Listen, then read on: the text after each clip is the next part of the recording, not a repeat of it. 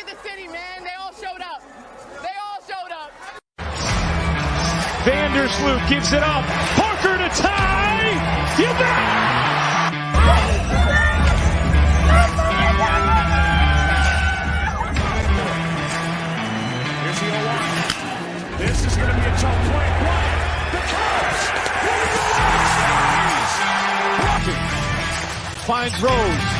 Rose trying to get open. Fires away. Bang! It's over. The Bulls win at the buzzer. DeRozan to win it. Goal! DeMar DeRozan delivers. Anderson hits it in the air to right. Back at the wall, and the White Sox win it.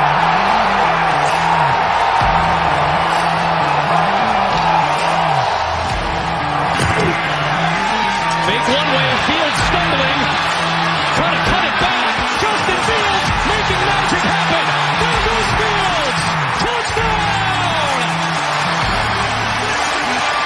Who will receive it first after it is hoisted by the captain? Will it be the 40-year-old defenseman who has longed for this moment? Yes, sir.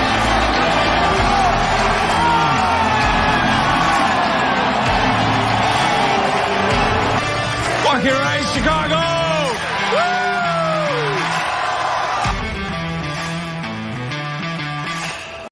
What is going on, everybody? This is Mike Hughes, and you're listening to Mike on the Mic, everything Chicago sports-related podcast. It is Thursday, almost Friday, basically the last day of the week for me, last day of classes. It was a great day, great experience. Another day of bullshit. But we are here talking about the things that truly matter, Chicago Cubs baseball, and who not to have on the podcast other than one of the best from CHGO, Cody Delmendo. Thank you for coming on the show today, brother. How are you? I'm good, man. I'm good. Thanks for having me on. I enjoy the content. Your TikTok especially. I think the TikTok without a doubt. We're trying to get on there live right now, but TikTok's not fucking with me today. Apparently, not really having it. I've been grinding. I've been trying to get my account to 1,000 followers so I can use the live feature, and I didn't join soon enough. It's so hard to. It's becoming harder and harder to grow on that app. Dude, so it is. Kudos to you for getting on it early, because I was looking at your account a couple days ago, and I was like, this kid, he had to have joined this super early, because your account's so much better than mine. Nah, not at all, bro. Not at all. I think one of the big things, like for me, and if you don't know, you're watching this right now, wherever, Cubs.Mike, we cover everything Cubs and everything Chicago sports. And, sometimes we get like the Antonio Brown news and we'll make a little skit about that, just things that are trending. But we definitely try to cover everything over there. And I really didn't start doing it for real until last summer. It was the trade deadline was when I was like, I had enough. I was over it. I was like, you know what? I love the Cubs. I love Theo. I love the Ricketts, but we're shitting on everybody and we're just making as much content as possible. And it kind of just blew up overnight. And we've just been building ever since then. So CHGO, if you haven't checked out them already, they do amazing work. They have a TikTok account as well. I know Casey does a lot of work on there. I think it's safe to say she's one of the faces of the TikTok over there. And she always kills it. She's awesome. She's technically our social media director. She runs all of our accounts. I don't know how she does it. I run the CHGO Cubs Twitter account, and that's a lot for me. And I'm like, I don't know how she's managing our TikTok, our Instagram, our Twitter. So kudos to her. She's super talented. She's great. Without a doubt, man. It's so and I hate sounding like this because it's literally just, typing things, but getting the right hashtags and finding out what's trending, finding out what's not. It's frustrating. It makes me mad. You'll spend, and I know it's not that deep, it's not that serious, but I'll spend 30 minutes making a video, right? And then you'll get 5 views on it. But the kid who typed in hashtag Doritos and is just playing with his dog gets 2 million views. And I'm like, What are we talking about? It's crazy. But getting right into it, talking about Yeah. Chicago Cubs baseball. I mean, it's something right now. It's not in anybody's mind. Nobody's focusing Nope. on it. I think if you were attending any games this year, if it wasn't the Wilson Contreras Last Dance Part 1 and 2, there's a lot of those, and I feel like there's going to be even more coming. But right now you saw such a lackluster of fans at Wrigley Field. And right now, not a lot of people understand the exact roster that we're going to be putting together again the next year. For you, what were some of the highs and lows that you took away from the season, specifically the highs that you could say going into next year, you're excited to see?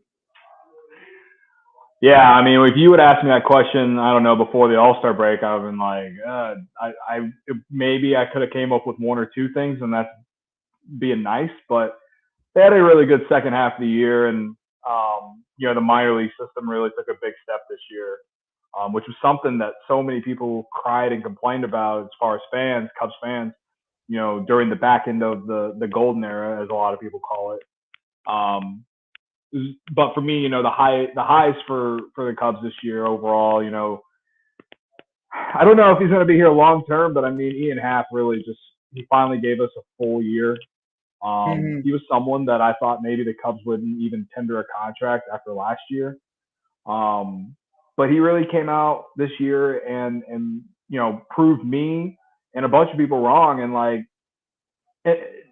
and maybe not even necessarily that, but just finally was able to put together a full consistent season. Right. I would say it was clearly his best year of his career because of that. He went down in homers, but the OPS and the batting average, even the defense. I think he should be a Gold Glove winner for left field. I don't even think that's biased. Like if Christian Yelich wins Gold Glove for left field, I'm gonna freaking riot. I'll be outside the marquee and I'll be rioting. Whatever. Not related, but It's definitely valid though. It's definitely valid. Yeah, definitely valid in my opinion. But yeah, no, it's I think he just kind of solidified himself as perhaps when you talk about rebuilding a team, you try and look for those next pillars, right? Like I don't know, he's definitely not going to be like he's going to be the reason you win games. Right. But I do think you definitely need veterans, you need guys with experience to be part of a good team. And I think Ian Happ has earned a chance to get an extension on maybe a 3 or 4 year deal and be one of those pillars, as I said. And that's awesome. It would be better than if I saw him just have another year where there were a lot of highs and a lot of lows. He was he was good all across the board in every facet of his game this year. And if you can get that for another 3 or 4 years, I mean, he's entering the prime of his career. He's going to be 28 next year, I think. So, he's entering that portion where these should be his best years. I mean, on the flip side, I wouldn't be surprised if they did trade him, but there's a lot of options because the Cubs have a lot of outfield prospects coming up. So I don't know how they see it. So it's going to be interesting to see see if he even makes it through the offseason with the Cubs. But yeah, he was probably one of my biggest highs. Justin Steele was another high. He really emerged as a starter. I think he can be a solid, number 2 or 3 in your rotation. Maybe on an elite team, probably or 4. But I think for a playoff team, he can be a number 2 or a number 3. He really showed I got a lot of John Lester vibes out of him. Not as far as results, I guess, but just the bulldog mentality, go out there, give you quality innings. He really emerged starting in June until the end of the year. And if he didn't get hurt, I think he would have finished the season really strong. But he had some good starts against a lot of good teams. So he's exciting. And, anytime you can develop your own left-handed starting pitcher, it's a big deal. And it's not like he was highly touted or anything like that. It's one of the great things about the Cubs pitching infrastructure that they have developed over the last couple of years is they've been able to take guys who may not be as highly touted and be able to bring out the best in them. And that's something that, man, I wish they would have had in 2018. You know what I mean? 100%. It's those little things. But, we're here now. And I think the pitching side of the Cubs is probably not even just Justin Steele, but just overall the pitching for the Cubs that's probably the best thing that came out of this year is that you saw the pitching really take a huge step. And like, if you follow the team close, like me and you do, like Right. you had an idea that it could perhaps get to this, but you weren't for sure because it's not something that we've really seen throughout our life, right? Right. Like, when Caleb Killian made his major league debut this year, everyone was saying like, this is like the biggest major league debut for a Cubs pitcher since like Mark Pryor. People were Right. saying it'd been a long time. So I think that, with bringing in Carter Hawkins, who was a former GM assistant or something like that Yeah. with the Guardians, who have shown over the last 5 years or so that they can develop pitching at an elite level. You bring that experience Cubs on top of what they were already developing, I think it's huge. I think the Cubs in a way are kind of doing what Theo did when he first came, in terms of when Theo first came, they just went full offense, just bring as many bats as possible. Now it's like the opposite. They're just bringing a bunch of pitchers. But they also, like, they have some bats on the farm too, and they've been able to get some decent numbers out of guys that you may not have expected. On as far as position players too, but yeah, to me the biggest highs for sure definitely the pitching. Justin Steele was the biggest for me, obviously, but the pitching, and I'm really excited to see where that goes into next year. I know a lot of people are talking about who the Cubs get in the free agency, who the Cubs are going to sign in free agency pitching wise, and I do think that they need to get a number one guy. Like a Rodon, something like that. Yeah, something like that. Or if they go get Kodai Senga out in Japan, he's not necessarily, the scouts don't necessarily see him as a number one, but maybe he could be in the middle of that rotation, and you ride with the depth that you have. Fine. I don't know. There's a lot that I could sit here and ramble about. I'll save everyone's time with that, but yeah, I mean, there's the pitching for sure though. There's a lot to like about it, and there's a lot of negativity within our fan base right now, man. Like no one believes that the Cubs are actually going to go out and make any moves. Right. Like the amount of people that I read on Twitter that are in my mentions, and they're all like, oh, especially with just anything that's going on at Wrigley Field, like, oh, Ricketts just taking everyone's money, blah, blah, blah. It's this is the way that the Cubs are building things. I know this season's tough, and you hate to see all the guys that were on the World Series team having success, especially that we're going to have to see in the World Series. I get it. Super excited about that, by the way. Super excited. Right. But at the same time, I do think that all things considered, the Cubs are kind of turning around a lot quicker than a lot of people expected. You would ask me back in July, when the Cubs are going to be a playoff team again. I've been like, man, maybe 2024, maybe. Right now we're sitting here, I'm like, maybe they could be 2023, and that's how I was thinking going. Especially after that second half. I mean, that second half proved a lot to a lot of people. And I wanted to ask you too, Cody. It's such a beautiful problem to have. 2016 was one of our biggest issues, especially with the outfield. And you kind of talked about it. You alluded it with Ian Happ. I was so happy for Ian. And like you said, it's finally that moment Ian breaks out. But it was also what the fuck, Ian? Because now I got PCA out in the minors. I got Brennan Davis. I got Canario. And now I got to worry about, okay, well, Ian Happ's actually really fucking good now. And it's it's that conversation, where we're we don't know what we're going to do with everybody. But I think Ian Happ, loving Chicago as much as he does, I'm not going to say he's taking a discount, but I would definitely say he would do what he had to do to stay here. But for you, we talked about it. And I think, I don't know if you knew, but I worked at Wrigley Field. I was grounds crew 4 a.m. to 12 a.m. or 12 in the afternoon. And it was a beautiful time working there, man. And I saw Caleb Killian and actually my good buddy, Ethan Roberts, and seeing those guys come up and seeing them do their thing. It was just super exciting. We all felt it. The last time, and it was such a 50-50 feeling, because the last time we had a feeling like that, it was Adbert Alzolay. And we all know how that kind of panned out and how that shaped up. But it's something right now, with Caleb. I wanted to ask you, Caleb versus Hayden right now for you, who's getting that edge in the rotation? Maybe it's the 3 or the 4 spot. Where do you really see those two going? Because I'm seeing a baby Kyle Hendricks over there in Hayden Wesneski. So I'm high on Hayden more than anybody. Oh, absolutely. I think anyone. I mean, and I'm not down on Caleb Killian. I guess I'm a little disappointed that he was unable to get the call back up to the Cubs in the second half. And I guess it's a little alarming that like the walk rate really jumped after he made his major league debut. And when the Cubs made the trade for him, the blueprint on him was that he had great command.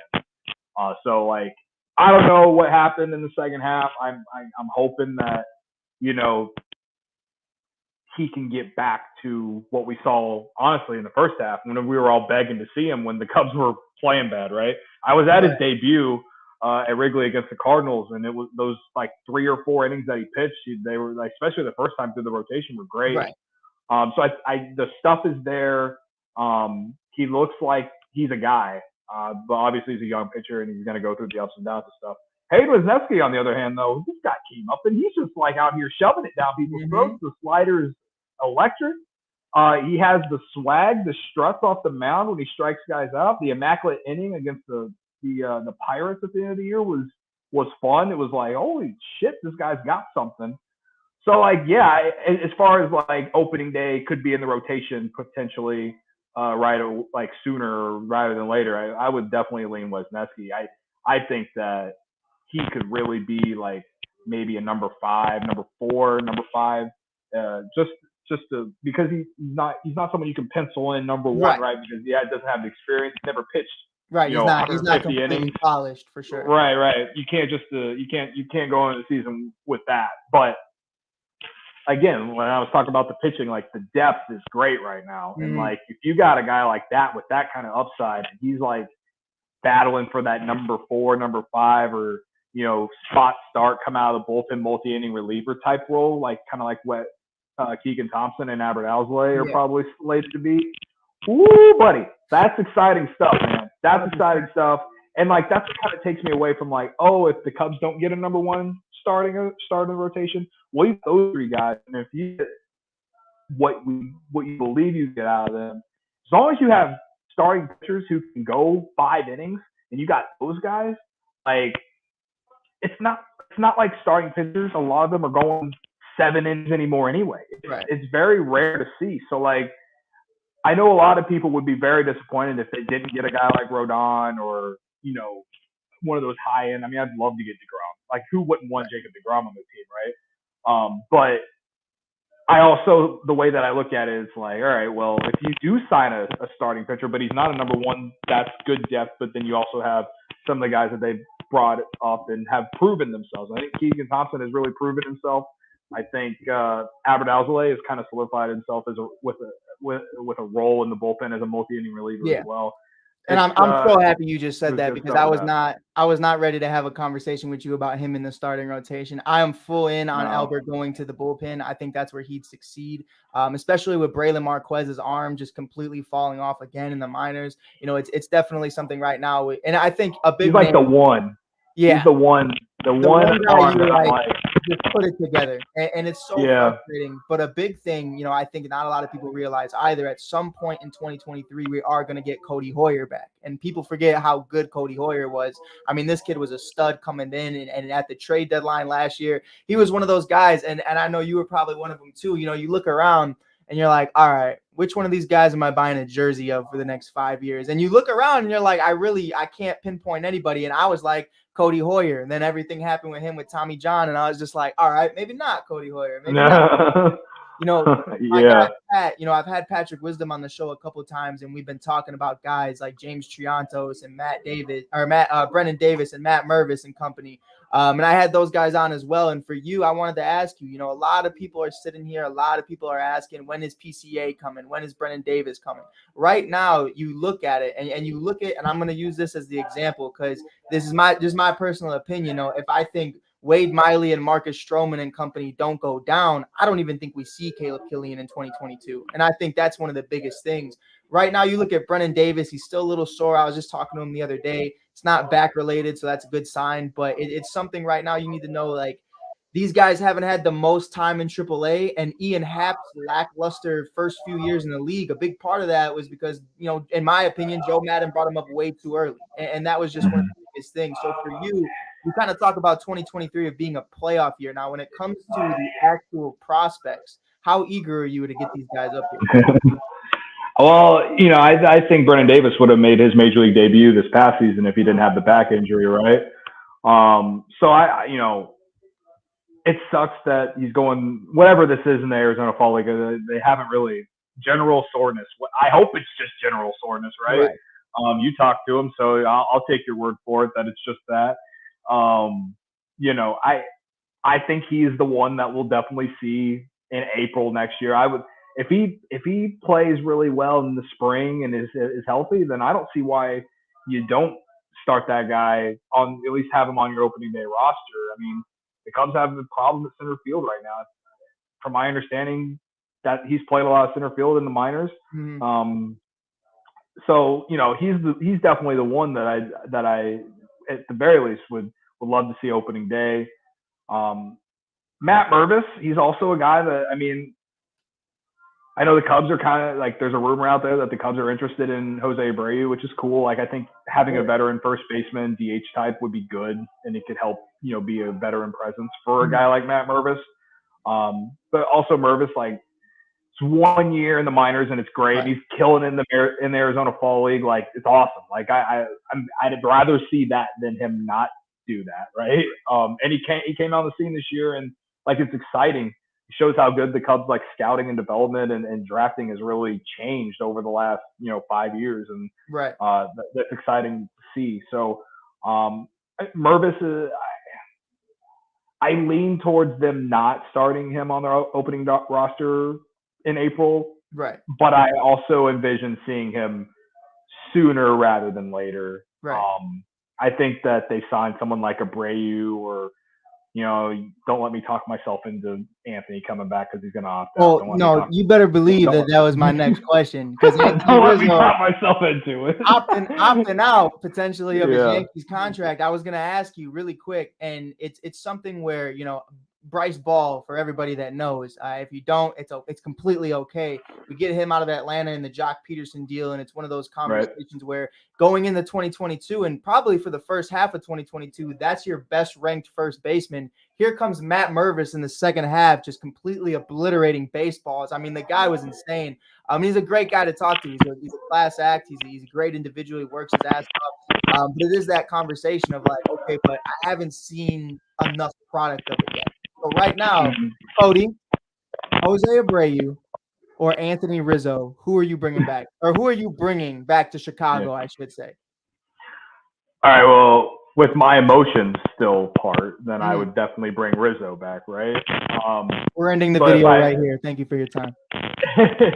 But, if we're talking about pure baseball, I'm high on Matt Mervis, and it looks like you are too. I'd love to see Matt Mervis. And I think Rizzo is going to command maybe more years, like maybe a 4-year deal. Like, I would assume that's what he was going to want. And Abreu would be probably like a 1 or a 2. Right. And you know what I mean? I feel like the money will be similar. Like, maybe Rizzo gets a few more millions just because he hit more homers and he's a little bit younger than Abreu, right? But I mean, either one doesn't matter. I think that they'd both be great veterans to like groom Mervis at first base. I've heard that Mervis has struggled defensively at first. Maybe Rizzo would be a good, veteran presence for him, right? I don't know, but I do think that there's a lot to like if you have one or if you have both of them, because the DH is there. The DH is there, and I just don't want the Cubs to just automatically slot Matt Mervis in at first base opening day. No, for sure. That would anger a lot of people. That it would very much anger me, because that's going in basically nosediving, take like lottery ticket, type mentality where you're hoping that this guy just does it. And it also shows that you're probably not trying to make the playoffs. And I don't care how good or bad the roster looks, man. Like, this is the Chicago Cubs post 2016. Right. There's expectations here, man. Like, first time since 1997 where fan attendance was as low as it's ever been. Like, I don't believe in the whole, like, I read so many conspiracy theories about how Ricketts just wants to take our money and all this shit. Right. I refuse to believe any of that shit. I refuse to believe any of that. I believe it's one of these things, and I lay it down like this, and it's not just because he's my boss, so I'm very 50-50 on it. I'm careful with what I say, but it's one of those things where, of course, they're trying to take your money. They're the owners. Mhm. It's 50-50. But I also believe that he's trying to put a competent baseball team together, because if he wasn't, it's one of those things where, and I'm going to be completely honest, and I don't care how many people get upset in the comments, Chicago is such droughted championship caliber team when it comes to baseball, and on both ends. I mean, we have 3 apiece, and we only have 1 each in the last 100 years. So I mean, it's something right now. You look at it for what it is. Ricketts could ride 2016 for the next 40 plus years. And I think people are still going to come into the ball club. And that's really what it is. People are going to go to the games. People are going to buy the jerseys, the merch, whatever it may be. It helps that Wrigley Field is Wrigley Field. Exactly. Yeah. And now, I'll tell you what, though, and for people who don't know, grounds crew and a hoser for the Cubs the last couple of years, it was one of those things where prior to the trade deadline in 2021, and my job is the hose. So I'm in between aisles. I'm hosing all the peanuts up after the game. I'm hosing all the trash people leave. And it is disgusting. And there's a lot of stuff. This year, I was flying through rows. There was nothing. I mean, I was picking up my own trash at some point. Like, nobody was in these seats, and I can bank it. And I can tell you from firsthand, it was crazy. But I want to ask you, and it's our next transition topic. I know we're flying a little bit, but I know it's 5 p.m. We're getting you out of here as soon as we can. But in all seriousness, you look at the lackluster of a superstar on this team, a quote-unquote superstar, a guy who you get the notification from Ian Rappaport or from the score or whoever, and you see Ken Rosenthal. I mean, he's a Chicago Cub. Last year, that was Marcus Stroman. It was a big deal, but it wasn't the biggest deal. Right now, Trey Turner or Carlos Correa, we're having conversations about. Obviously, Bogarts as well. But for you, how high are you? And this is one of the biggest questions I've gotten asked. And I did a poll this morning on what we should talk about. They want to talk about Nico Hoerner. How high are you on Nico Hoerner right now? Do we need to bring in a Bogarts, a Carlos Correa, or even a Trey Turner? Yeah, I mean, they definitely need to bring in someone like that. I mean, I still have some hope that Nick Madrigal can be something. But with the shift being banned next year, like, you need more athleticism over second base. And actually, Madrigal actually impressed me a little bit on defense this past year of the games that he played. But yeah, you need another guy there at second, or if they do believe in Madrigal a little bit more, you at least need to, whoever you're getting, you need to put him at third or move. All I know is that Nico Hoerner and someone else needs to be up the middle or on one side or on the left side of the infield. That's what I do know. Correa or Turner, I mean, they're both so great, right? To me, like, Turner makes a lot of sense. Right. I like him a little bit more than I do Correa in terms of just as an actual dude, I guess. And I think that is the answer I think a lot of people are going with. From a leader standpoint as well, and Cody, I wanna run by this with you really quickly. Tell me this ain't clean. Tell me this ain't fresh to death. That's not the coldest picture that you'll see all day. Now, I saw that picture and I was like, oh, that actually looks good. I'd love to see that on a Friday at like 1:20, right? You know what 100%. I mean? Yeah. No, Correa's younger. He's obviously great. He's going to get at least $35 million. Turner, he's 29, maybe 30 next year. Yeah. So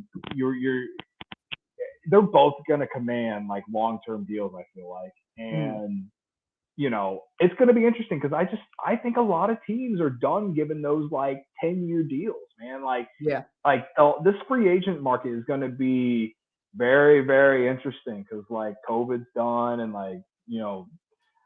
the market for Judge is going to be wild. Like Shohei Ohtani, I expect him to be traded this offseason. I think the Cubs should absolutely be in on that.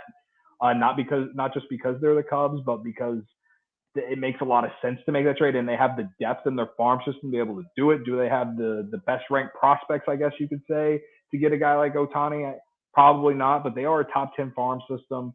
But I'm spitballing. But like, all I'm saying is that they should absolutely be getting one of those guys in terms of Correa or Turner. Dansby Swanson's also a name out there, but with the way the Braves do things, they probably They will handle extend things the guy. very well. Yeah, right. They And are then, who we wish we were. They got back right, everybody. They didn't lose anything. They lost right. Jock Peterson. I mean, please. I mean, what are we Please, talking about? yeah, right. And then they, Bogarts. It seems like the Red Sox are probably going to do whatever it takes to keep him, but you never know. I mean, they didn't keep Mookie Betts, so you just never know. 100%. I'd love to get Bogarts. If you ask me between the three, I'd love Bogarts over those other two. But at the end of the day, both Correa and Turner bring similar attributes. I think Correa might be a little bit better defensively, a little bit more athletic, more versatile. He could probably play third. Turner more short or second base, I assume. But yeah, man, it's going to be a bidding war, I think, and I think whoever gives the highest AAV is going to get whoever. And I don't see Correa doing what he did last year, where him and Boris, they don't get the deal they want, so he just takes a short 3-year deal with an opt-out day next year. I don't see him doing that again. This is the year, yeah. I again would love for him to be a Cub. I think the leadership quality that he brings is actually good. It's more of just like sometimes he says some things that just rubs me the wrong way. No, yeah, but I do think that he brings a lot of leadership though, because whether you like what happened with the Astros and the whole cheating scandal, like that guy, he went to war for those guys, like for his teammates. Like he stood up for all of them. He took all the heat. And whether you like him or not, I think that's something that you really respect. And that's why I think he does have really good leadership qualities. So, we're going to see, man. I guess, his numbers this year, if you look at the stats, they were a little meh compared to what he had the previous year, but he's still young. He's still athletic, and he's still good at baseball. Either way, whoever, him or Turner, they're both better than what the Cubs are going to put at second or third base next year that's already in the organization. So I think he would put a lot of good graces back in the Cubs fan base if they did sign one of them. And they absolutely should be trying to win next year, no matter what the farm system situation looks like.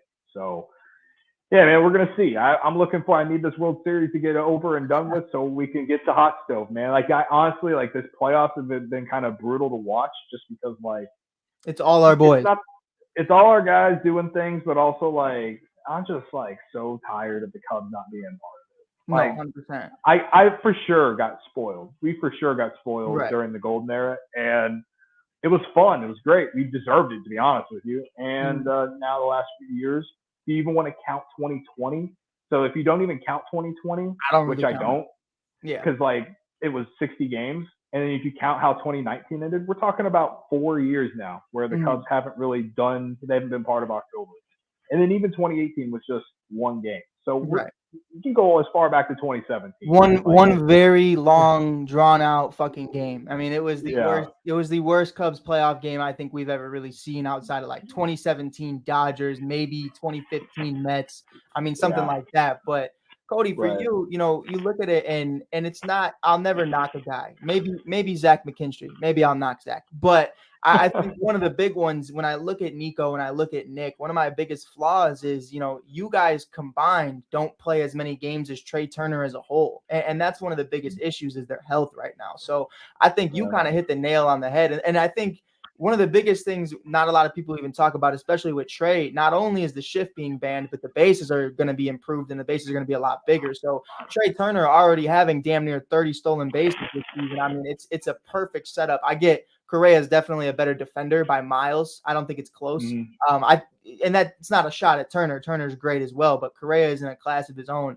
When you got buzzers on your shirt, though, it's okay. You can do those things. So, it's interesting, though. It's going to be interesting. I do think Turner actually is a leader, a proven leader for what he's been able to do in Washington and obviously in the Dodgers organization. And they went through a lot of things with Bauer and so many other mishandles with that. So I think, it definitely speaks volumes. But right now, for me, I mean, you look at it for what it is, and you look at this team, and you hit it on the head. I think, let's be real, 2020, there were not any fans in that playoff game. I mean, we have not, Cubs fans have not been in a playoff game in 4 years. And it was crazy when you said that, because I thought about it. I was like, 2020 for the fans, I mean, we were all sitting at home, or we were at the bar, or we were somewhere else. So really, it has been. And there wasn't really much. People thought that they would get past the Marlins just because they're the Marlins, but like no one had any actual hope of them doing anything. No, like, right? They didn't have World Series. It was like, all right, so who's gonna play to lose in the first round? Like that's what it was. And I think that's one of the big conversations right now. You know, Yachty's leaving, Wainwright's leaving. All these the Brewers don't know what they're doing. The Pirates, I like what they're doing. And I'm not just saying that because my boy Jack Sawinski's on that team, but I also just think they're doing great things over there. The Reds still never knew what they were doing and still don't. But right now, you know, you look at Nolan Arenado potentially on the block, see what happens with that. And a lot of people aren't talking about that. I think, you know, I love James Triantos. That's my guy.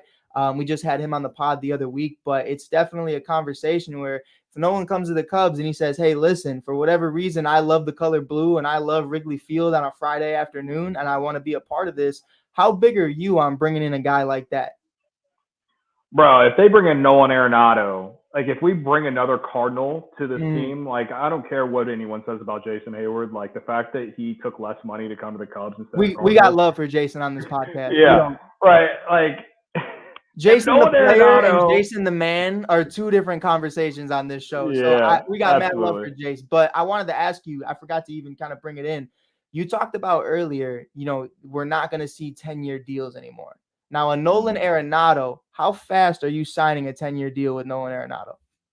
Well, he's like 31, 32, something like that. There's a lot of opt-outs in that contract, Cody. Yeah. Work it out. Definitely. I mean, I don't think Nolan Arenado is going to be opting out to take a 10-year deal, but I do think if he does opt out, he's going to be commanding more money. That would be the only reason he would opt out, right? Yeah, I think he stays with St. Louis, but listen, if he opts out, then like I would absolutely love to see this guy in blue and white pinstripes at Wrigley Field, right? Like I'll fuck up the whole future plans. If we were sitting here today, right? Me and you or Jed, we're sitting there right now, Jed and Carter, and we're like, all right, listen, we're gonna get Rodon, we're gonna get Trey Turner, and we're gonna get a couple bullpen pieces. If I hear that the Cardinals are letting Nolan walk, we're saying fuck all that, and just to piss everybody in St. Louis off, we're getting Nolan, and it doesn't matter. Like it's like if Aaron Rodgers called the Bears last year and was like, hey, listen, I want to be a Bear. Like it's happening, and that's what we're doing, 100%. Absolutely, yeah. I mean, it is a pipe dream, but listen, like.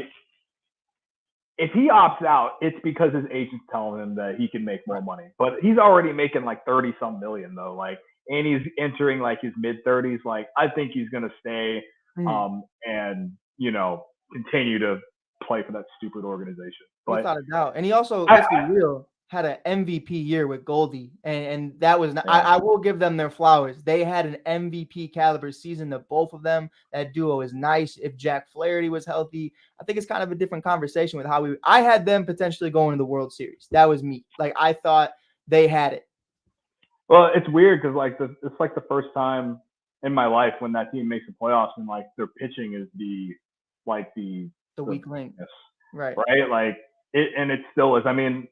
Listen, I'm a huge Jack Flaherty guy. He's like the one guy on that team that I actually like. But he's had health problems the last few years, right? And you know, we're gonna see like what they do. Like the Cubs can get better all they want, but the Cardinals are definitely in a much better position to win this division next year as we speak right now. But they definitely, if they want to get to like World Series aspirations, they need to be signing someone like a Carlos Rodon or something like that. Like they need a pitcher. Like Miles Michaelis, fine, he's whatever. Right. Flattery can be a number one if he can stay healthy. But the last few years has been bad or not been able to do that. Wainwright, 41, he's coming back next year. He's solid innings eater. He's fine, whatever. I hate that he's coming back, but whatever. And then you got a few other guys, right? Like there's just nothing about their starting rotation that like scares you. I mean, Jordan Montgomery and Jose Quintana. Jose Quintana's on 1 year deal. It'll be interesting to see if they bring him back. Jordan Montgomery was a lot better with them than the Yankees, but also insanely better. I mean, the Yankees also play in the AL East, and that division is just so much right. better than what the NL Central was this year, right? But I'm not trying to take anything away from them. If they traded Harrison Bader to get a solid left-handed pitcher like that, who's going to perform like that in this division, then you're chalking that up as a W for the Cardinals. And so like they have guys that can pitch well and like win this division, but they don't have a guy who you feel good and you're starting to think about World Series after. You don't have your ace, and that's really what it comes down to. Flattery is the one, but like, can he stay healthy? I don't know. I was hoping that it gets so bad with Flattery that they just cut him and then the Cubs would take a flyer on him. That's all. Like, I'd love to see Flattery become a Cub and like he just stay healthy.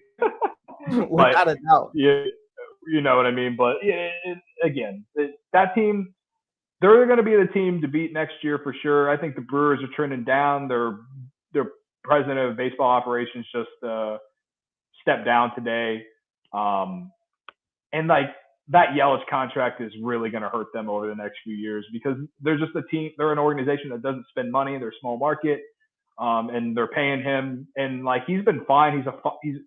He's been an average player, but you're paying the guy to be an MVP caliber player, and he just hasn't been. Now, if he gets back to it like he was in 2019, then like sure, maybe the Brewers are going to be better next year than I think. But it's been 3 years of just not great.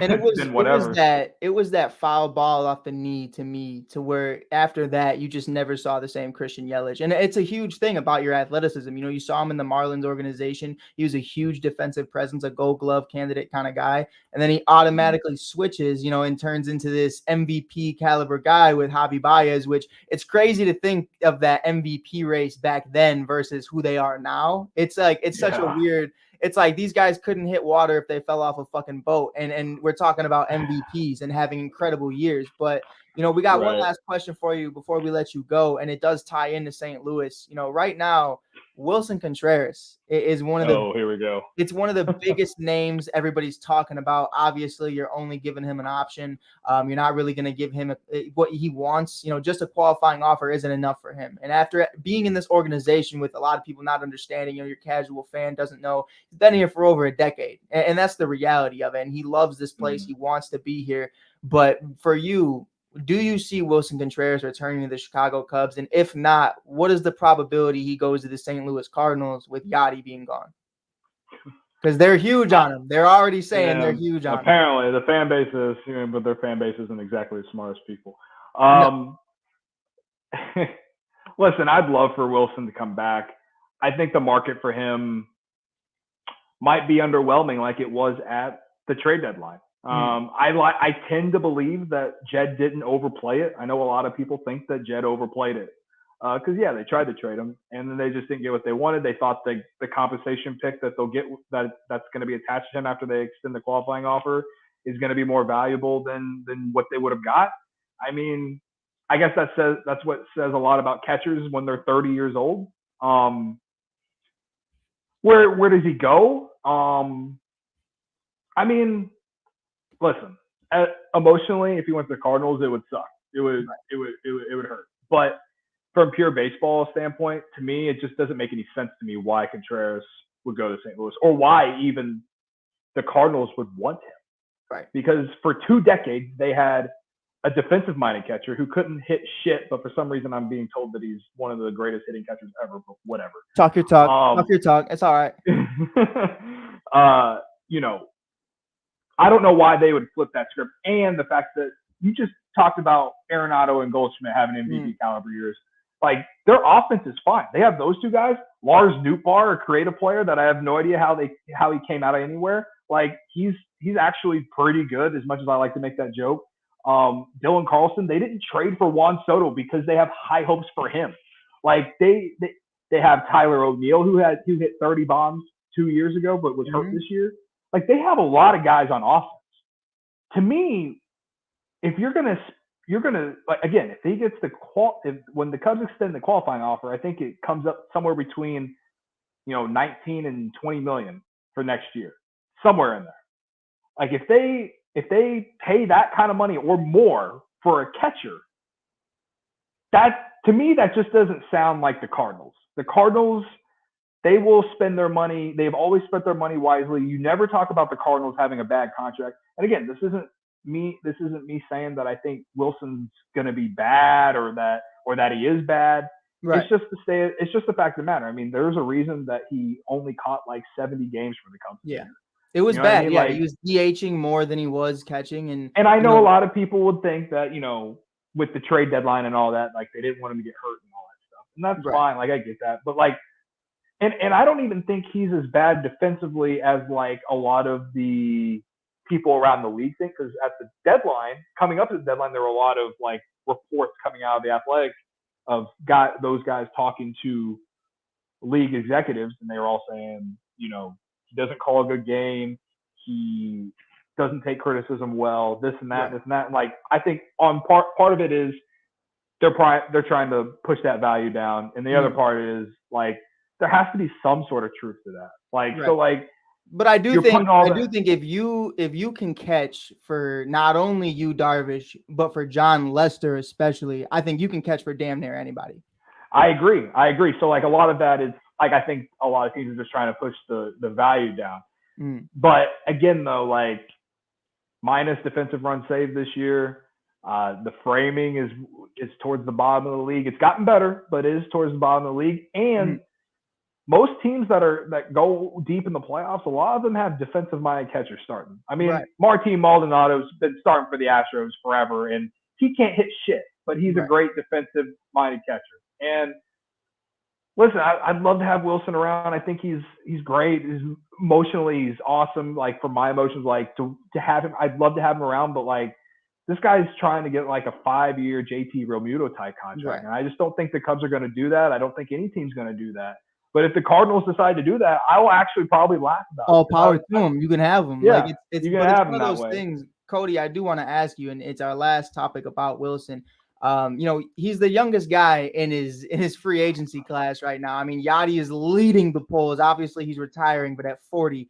Gary Sanchez, Roberto Perez, Martin Maldonado, Omar Narvaez, Christian Vasquez, Tucker Barnhart. I mean, all these guys are pushing over 32 years old, and they are far less productive than Wilson. So right now, the big one for me, and you can probably attest to it as well, 2 years ago, if we talked about Wilson Contreras getting a deal like this, I'm thinking Miguel Amaya. Miguel Amaya is the guy that will be here. Obviously, the Tommy John hurts and not really getting the reps even prior to that.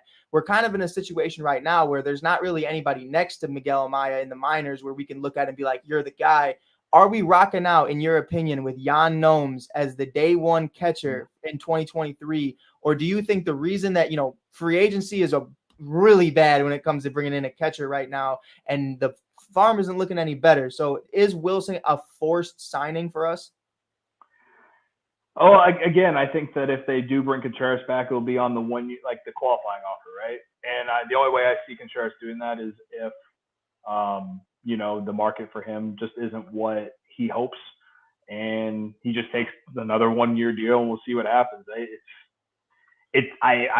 I wish the Cubs would just say, here's a 2 or 3 year extension. I would be okay with that. A 2 or 3 year extension, pay him, the 18, 19 million a year. You have the money to do it. You're the goddamn Chicago Cubs, right?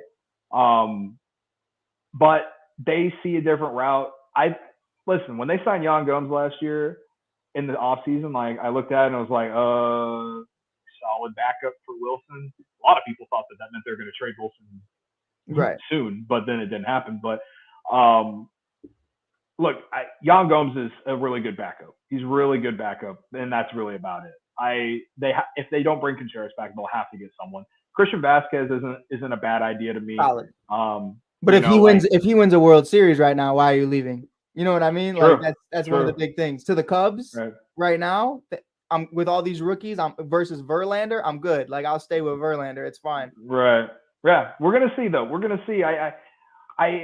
I'm optimistic that Wilson takes the qualifying offer, but if a team decides that they want to overpay for him, fine. Like that's fine with me. I just think he's going to be, for most of whoever he goes to, I think they're going to use him more as a DH than they will a catcher. And if the Cardinals want to, if they decide to use him more as a DH, then I guess it makes more sense to them. But like if if their fan base actually thinks he's gonna come in there and catch over 100 games for them over the next however many years, like they got another thing coming. And if it is, then I actually welcome it. I don't think it would be good for them if he's doing that. Personally. Without a doubt. Cody, we appreciate you coming on today, brother. Obviously, we're already going to put all of your ads and social media accounts in the bio. So if you guys are tired of listening to me talk, you can find them all the way right up there. But Cody, really quick, could you kind of give yourself a little shout out and a little love and just tell everybody where they can find you? Yeah, man. Mike, thanks again for having me. You can follow me on Twitter at Cody_CHGO. Same thing on TikTok and Instagram. Like I said at the beginning of the show, I've been trying to grow the TikTok account. We're getting them to 1,000 followers. I need 1,000. I want to use the live feature so bad.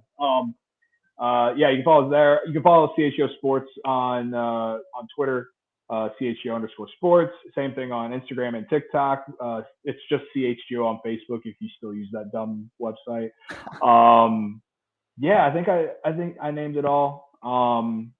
Appreciate you having me on, Mike. It was fun. Yes, sir, man. It was great talking to you, brother. Again, that was Cody from CHGO. They do amazing work over there. This is Mike Hughes from the All Sports All Plays Network. We appreciate you guys coming in. Thank you guys for listening. This is Mike on the mic. Peace. All Sports All Plays. All Sports All Plays. All Sports All Plays. 365, we making a plays. You talking the game, get you through the days. We're high in the court, the dime in the lane. Variety topics, living the same. All presentation, sports information. In the airways, taking the nation. All sport, all plays, like working your faces. Grace at the field, so tie the laces. All sports, all plays.